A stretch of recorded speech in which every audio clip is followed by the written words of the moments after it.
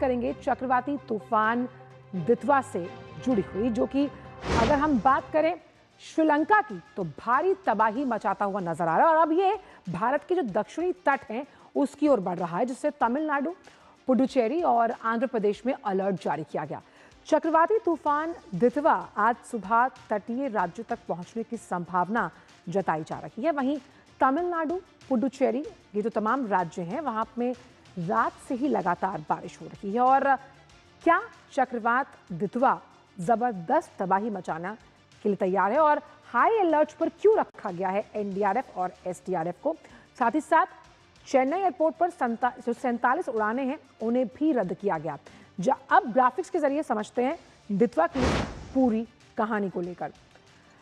तो किस तरह से दक्षिण भारत पर दितवा का खतरा मंडरा रहा है और इसीलिए अलर्ट मोड पर ये तटीय इलाके रखे गए हैं।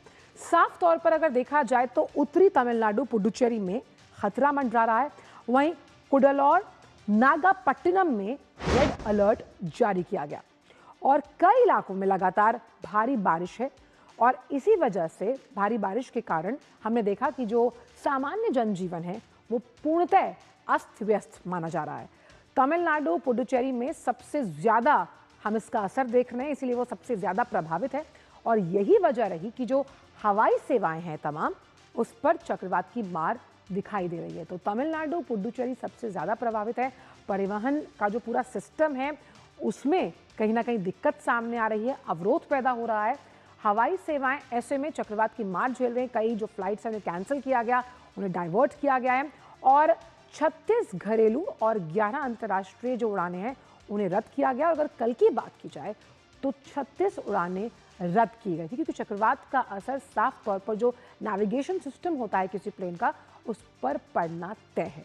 तो ये तो बात हमने की कि किस तरह से भयावह हो रहा है दितवा, लेकिन आखिरकार प्रशासन, जो राज्य प्रशासन है, उसकी तैयारियां क्या हैं उस पर भी एक नजर डालते हैं। तो अलर्ट पर तमाम एजेंसियां हैं। तमिलनाडु में एनडीआरएफ की 5 टीमों को तैनात किया गया। 5 टीमें जो तैनात की गई, इसलिए केंद्रीय गृह सचिव ने भी तैयारियों की समीक्षा की है। प्रशासन जो है वो दितवा से निपटने के लिए पूर्णतः तैयार है और इसीलिए जो तट रक्षक बल है उसके साथ लगातार संपर्क में, क्योंकि ऐसी जब स्थिति होती है तो इसमें कम्युनिकेशन सबसे इंपॉर्टेंट की माना गया है।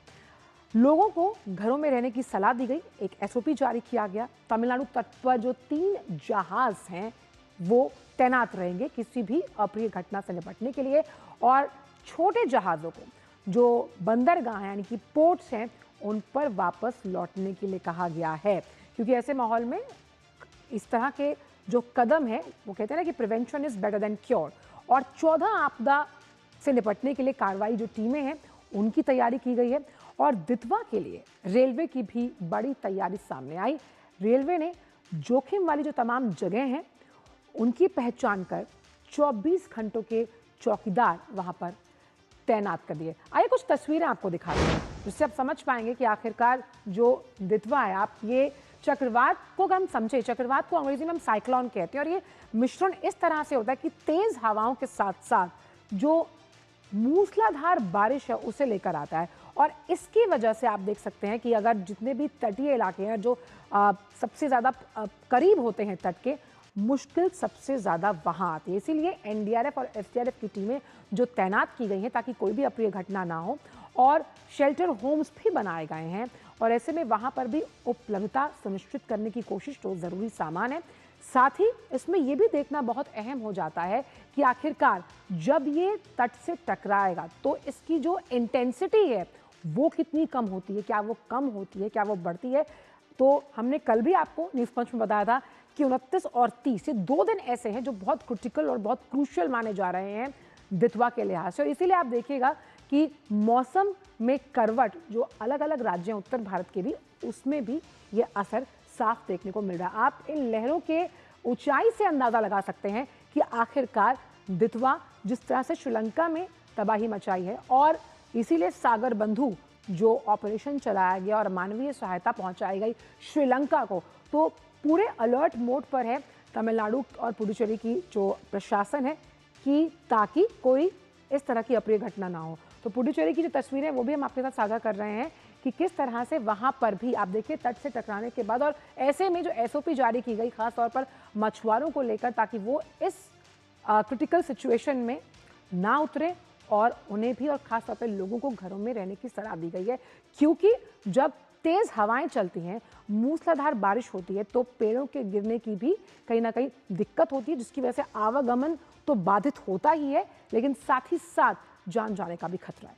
आइए अब रुक करते हैं हम दूसरी खबर का। बात करते हैं नेशनल हेराल्ड मामले की।